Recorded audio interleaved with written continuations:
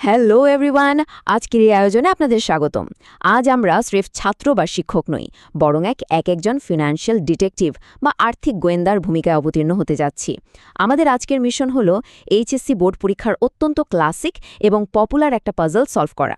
অসম্পূর্ণ হিসাবের রেকর্ড বা একতরফা দাখিলা পদ্ধতি থেকে কিভাবে খুঁটে খুঁটে একটি পূর্ণাঙ্গ আর্থিক চিত্র বের করে আনতে হয়, সেটাই আজ আমরা ধাপে ধাপে দেখব। অগোছালো তথ্য থেকে সঠিক হিসাব বের করে আনাটাই তো একজন সত্যিকারের ফিনান্সিয়াল ডিটেকটিভের কাজ, তাই না? আজকের এই পুরো কেসটা সলভ করতে আমাদের একটা সলিড রোড ম্যাপ লাগবে। তো শুরুতেই থাকছে একতরফা দাখিলার পেছনের ধারণা, তারপর ডেটা কালেকশন, মূলধন আর লাভ ক্ষতি নির্ণয়, বৈষয়িক বিবরণী এবং একদম শেষে আপনাদের জন্য দারুণ কিছু স্পেশাল টিপস। চলুন সোজা মূল আলোচনায় ডাইভ করি। প্রথমেই আসি একতরফা দাখিলার কনটেক্সটে। আচ্ছা, আপনাদের কি কখনো মনে হয়েছে এর রেকর্ডগুলো আসলে অসম্পূর্ণ কেনই বা এগুলো নিয়ে আমাদের এত গোয়েন্দাগিরি করতে হয়? ছোট বা মাঝারি ব্যবসায়ীরা অনেক সময় কিন্তু বিজ্ঞানসম্মত ডাবল এন্ট্রি সিস্টেমটা ফলো করেন না, যার ফলে তাদের আর্থিক ডেটাগুলো বেশ এলোমেলোভাবে ছড়িয়ে ছিটিয়ে থাকে।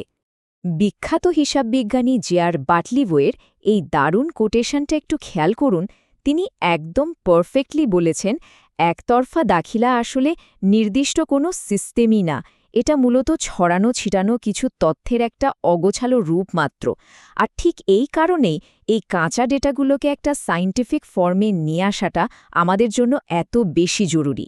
বিজনেসের আসল নিট লাভটা বের করার আগে কিন্তু আমাদের কিছু হিডেন ফ্যাক্টর বা গোপন সূত্র নিয়ে কাজ করতে হবে। বকেয়া খরচ বা অবচয়ের মতো অত্যন্ত গুরুত্বপূর্ণ ব্যাপারগুলো যদি আমরা শুরুতেই আইডেন্টিফাই করে অ্যাডজাস্ট না করি, তাহলে ট্রাস্ট মি, সঠিক লাভের ফিগারটা আমরা কোনোভাবেই পাব না। এবার আমাদের ইনভেস্টিগেশনের দ্বিতীয় ধাপ, মানে ক্লু বা তথ্য সংগ্রহ। চলুন মিস্টার সালমানের কেস ফাইলটা একটু খুলে দেখা যাক। এই ফাইলে ২০২৫ সালের ১ জানুয়ারি এবং ৩১ ডিসেম্বরের বেশ কিছু প্রারম্ভিক ও সমাপনী ডেটা দেয়া আছে। স্ক্রিনের এই ডেটা বা কাঁচা সংখ্যাগুলো একটু মনোযোগ দিয়ে দেখুন। নগদ তহবিল, ব্যাংক জমা থেকে শুরু করে কল কবজা সব দেওয়া আছে। আর হ্যাঁ, এর পাশাপাশি বছরের মাঝামাঝি সময়ে ১৫,০০০ টাকার একটা অতিরিক্ত মূলধন আনার কথাও কিন্তু বলা আছে। এই ক্লুগুলোই মূলত আমাদের পুরো ইনভেস্টিগেশনের ফাউন্ডেশন হিসেবে কাজ করবে। তো আমাদের ফার্স্ট টাস্কটা কি?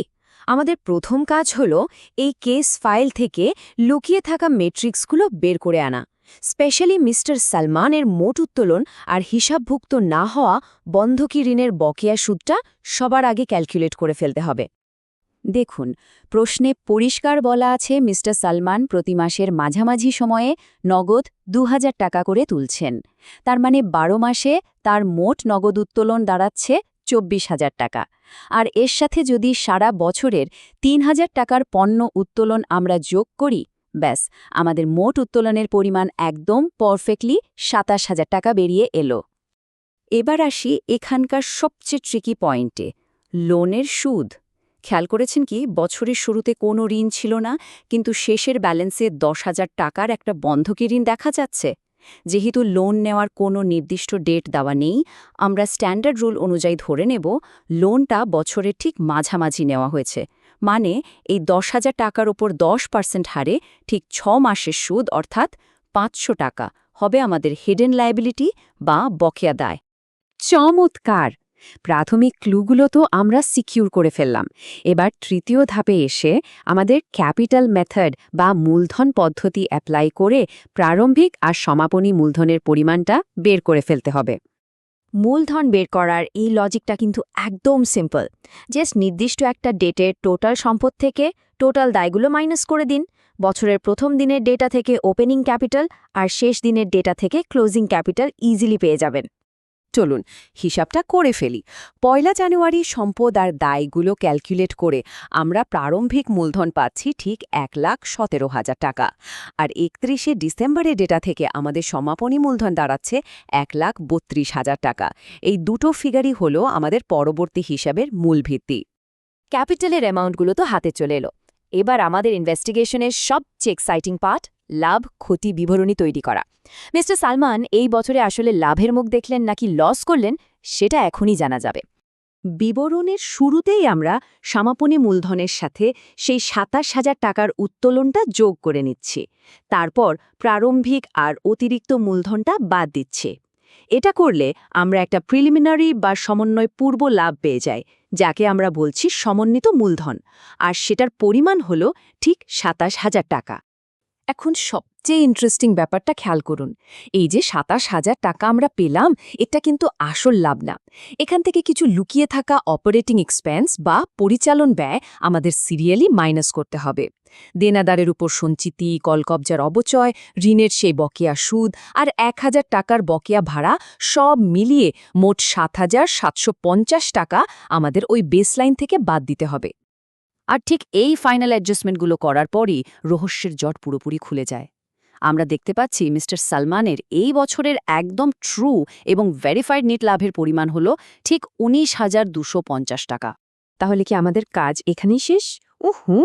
যে কোনো ভালো ফিনান্সিয়াল ডিটেকটিভই জানেন, যতক্ষণ না বিজনেসের ফাইনাল অ্যাসেট আর লায়াবিলিটি একদম পারফেক্টলি ব্যালেন্স হচ্ছে বা মিলে যাচ্ছে, ততক্ষণ কিন্তু কেস ক্লোজড ঘোষণা করা যায় না। আর এভাবেই আমরা চলে এলাম আমাদের পঞ্চম ধাপে, বৈষয়িক বিবরণী বা স্টেটমেন্ট অফ অ্যাফেয়ার্স। বিজনেসের আর্থিক স্বাস্থ্য বা ফাইন্যান্সিয়াল হেলথটা আসলে কেমন, সেটা যাচাই করার এটাই মোক্ষম সময়। এই ছকে আমরা সদ্য ক্যালকুলেট করা সমাপনী মূলধন আর অন্যান্য দায়গুলোকে বাম দিকে বসাচ্ছি, আর ডান দিকে রাখছি আমাদের অ্যাডজাস্টেড সম্পদগুলোকে, মানে যেখান থেকে অবচয় আর সঞ্চিতির মতো ব্যাপারগুলো অলরেডি বাদ দেয়া হয়েছে। ব্যাস, পুরো ফিনান্সিয়াল স্ট্রাকচারটা এখন একদম চোখের সামনে পরিষ্কার। And broom! ঠিক যেমনটা আমরা আশা করেছিলাম, ছকের দুই দিকই নিখুঁতভাবে ১,৫৫,৭৫০ টাকায় মিলে গেছে। আর এটাই প্রমাণ করে যে আমাদের এতক্ষণের গোয়েন্দাগিরি আর ম্যাথমেটিক্যাল ক্যালকুলেশন একদম ১০০% অ্যাকিউরেট ছিল। আমাদের আজকের সলিউশন তো শেষ, কিন্তু যাওয়ার আগে আপনাদের জন্য থাকছে কিছু স্পেশাল টিপস। এক্সাম হলে স্টুডেন্টরা সচরাচর যে ফাঁদগুলোতে পা দেয়, সেগুলো এড়িয়ে চলার জন্য এই কয়েকটা রুলস মাথায় রাখাটা অ্যাবসলিউটলি ক্রুশাল। সবসময় মনে রাখবেন, আউটস্ট্যান্ডিং বা বকেয়া খরচগুলো কিন্তু ডাবল ডিউটি পালন করে।